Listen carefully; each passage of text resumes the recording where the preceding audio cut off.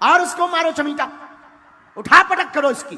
क्या सच में बागेश्वर धाम के पास दिव्य शक्तियां हैं या फिर इनका असली चेहरा कुछ और ही है? पुलिस ने सारी बातें जनता के सामने लाकर खड़ी कर दी हैं। दोस्तों, आजकल यूट्यूब पर फिल्मी हीरो हीरोइन कम और हमारे बागेश्वर बाबा कुछ ज्यादा ही ट्रेंड कर रहे हैं। आए दिन इनकी कोई न कोई वीडियो वायरल होती है। ऐसे में इतने कम समय में बागेश्वर बाबा ने इतनी ज्यादा प्रसिद्धि कैसे हासिल करी और इनकी शक्तियों की क्या सच्चाई है? क्या वाकई में इनके अंदर शक्तियां हैं या ये सब कुछ पाखंड है? आइए जानते हैं। दोस्तों, हमारे देश में बाबा, संत, महात्मा जैसे लोग बहुत सारे आए हैं। कोई अपने प्रवचन से लोगों को अपना भक्त बनाता है तो कुछ लोग नाच गाना करके लोगों को आकर्षित करते हैं और कुछ बाबा तो ऐसे हैं जो अपने भक्तों को गुलाब जामुन और समोसा खाने की सलाह देते हैं। खैर दोस्तों, इस तरह के ज्यादातर बाबा आज खुद जेल की हवा खा रहे हैं, लेकिन एक जनाब ऐसे हैं जो छाती ठोककर सच्चे दिल से लोगों की सेवा करने में लगे हुए हैं। इनके दरबार में जो कोई भी जाता है ये उसके मन की बात पहले ही जान लेते हैं। हम बात कर रहे हैं यहाँ पर श्री बालाजी बागेश्वर महाराज की, जिनकी चर्चाएं केवल देश में ही नहीं बल्कि विदेशों तक फैली हुई है। भारत के अलावा भी बागेश्वर बाबा ने विदेशों में अपना दरबार सजाया हुआ है। बागेश्वर बाबा जब अपने कड़क अंदाज में बोलना शुरू करते हैं तो भक्त अपने आप ही आस्था में लीन हो जाते हैं। कुछ लोग रोना पीटना भी शुरू कर देते हैं। लेकिन इन सब चीजों के पीछे की असली सच्चाई क्या है और क्यों लोग बागेश्वर बाबा के सामने आते ही सब कुछ भूल जाते हैं? आइए बात करते हैं इस बारे में। सबसे पहले तो आपको बता दें कि बागेश्वर धाम सरकार का असली नाम धीरेन्द्र कृष्ण शास्त्री है। इनका जन्म शरदपुर के छोटे से गांव गढ़ा में हुआ था। इनका जन्म बहुत ही गरीब ब्राह्मण परिवार में हुआ था, लेकिन गरीबी के आलम में अपना बचपन गुजारने के बावजूद आज धीरेन्द्र कृष्ण स्वामी बड़े बड़े अरबपतियों को भी अपने दरबार में झुकाने की शक्ति रखते हैं। कहा जाता है कि धीरेन्द्र कृष्ण स्वामी हनुमान जी के परम भक्त हैं और 12 साल की छोटी सी उम्र से ही इन्होंने बालाजी यानी कि हनुमान जी की सेवा शुरू कर दी थी। इनका पूरा ध्यान भगवान की सेवा में ही लगा रहता था और सालों तक इसी तरह तपस्या करने के बाद धीरेन्द्र कृष्ण स्वामी को कुछ ऐसी शक्तियां प्राप्त हुईं, जिनकी मदद से आज ये सामने मौजूद व्यक्ति के बिना बताए ही उनकी परेशानियां समझ जाते हैं और उसे पर्चे में लिख देते हैं। धीरेन्द्र कृष्ण स्वामी हनुमान जी के परम भक्त हैं और 12 साल की छोटी सी उम्र से ही इन्होंने बालाजी यानी कि हनुमान जी की सेवा शुरू कर दी थी। इनका पूरा ध्यान भगवान की सेवा में ही लगा रहता था और सालों तक इसी तरह तपस्या करने के बाद धीरेन्द्र कृष्ण स्वामी को कुछ ऐसी शक्तियां प्राप्त हुईं, जिनकी मदद से आज ये सामने मौजूद व्यक्ति के बिना बताए ही उसकी परेशानियां समझ जाते हैं और उसे पर्चे में लिख देते हैं। बागेश्वर बाबा ये तक समझ जाते हैं कि आप सच कह रहे हैं या नहीं।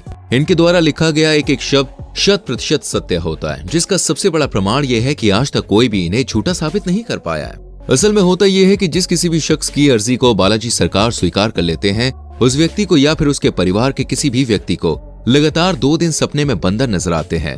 और ये कोई मनगढ़ंत बात नहीं है दोस्तों। जितने भी लोगों की अर्जियां लगी हैं उन्होंने खुद इस बात को स्वीकार किया है। हालांकि फिर भी मीडिया वालों को कहां लोगों की बात पर विश्वास होता है, वो तो खुद अपनी आंखों से सब देखना चाहते हैं। इसी चक्कर में कई सारे मीडिया हाउस बागेश्वर बाबा के भक्त बनकर भीड़ में इकट्ठा हो जाते हैं, ये देखने के लिए कि आखिर इनके दरबार में होता क्या है। लेकिन जब मीडिया वाले दरबार में गए तो ये देखकर हक्के बक्के रह गए कि बागेश्वर बाबा ने उन्हें पहचान लिया था और उनकी पोल लोगों के सामने खोल दी। इस पूरे इंसिडेंट को देखने के बाद मीडिया वाले भी बालाजी सरकार के सामने नतमस्तक हो गए। जैसे ही ये बात लोगों के सामने आई, हर कोई ये देखकर दंग रह गया कि कैसे एक जवान बाबा ने बड़े बड़े संत महात्माओं के कान काट रखे हैं। धीरेन्द्र कृष्ण शास्त्री कहते हैं कि उन्होंने बालाजी महाराज की मदद से अब तक लाखों लोगों की जिंदगी संवारी है। बागेश्वर धाम सरकार की कृपा अपरंपार है, तभी तो जो कोई भी इनके दरबार में जाता है वो कभी भी खाली हाथ नहीं लौटता। सच्चे दिल से मांगी गई दुआ को बालाजी सरकार जरूर पूरा करते हैं, इसलिए तो उनके दरबार में भक्तों का तांता लगा रहता है।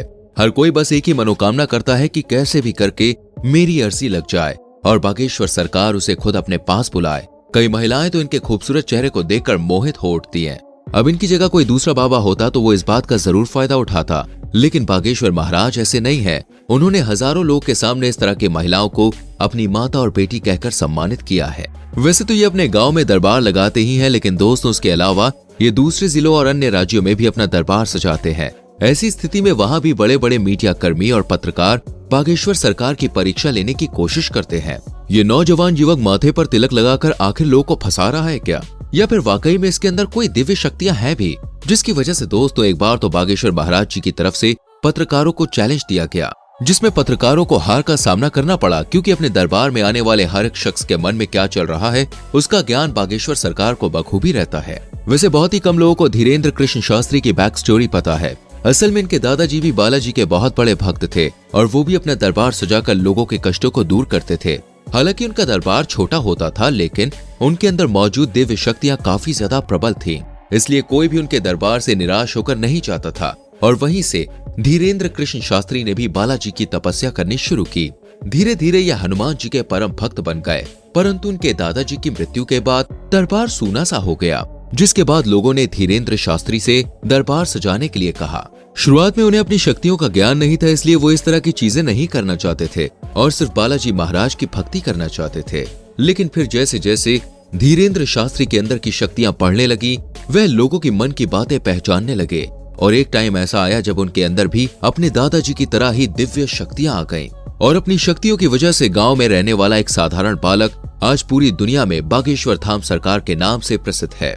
दोस्तों, ये भारत का एकमात्र ऐसा धाम है जिसने साइंस और टेक्नोलॉजी को भी हिला कर रख दिया है और सोचने पर मजबूर कर दिया है, आखिर भाई ऐसा कैसे हो सकता है? क्योंकि अगर बागेश्वर धाम के महाराज धीरेन्द्र शास्त्री से पूछें तो वो कहते हैं ये सब कुछ उनके दादाजी और बालाजी की कृपा से मुमकिन हो पाता है। वो खुद कुछ भी नहीं करते, लेकिन अगर आप हमारी माने तो ये सब कुछ धीरेन्द्र शास्त्री के कठोर परिश्रम की वजह से संभव हो पाया है।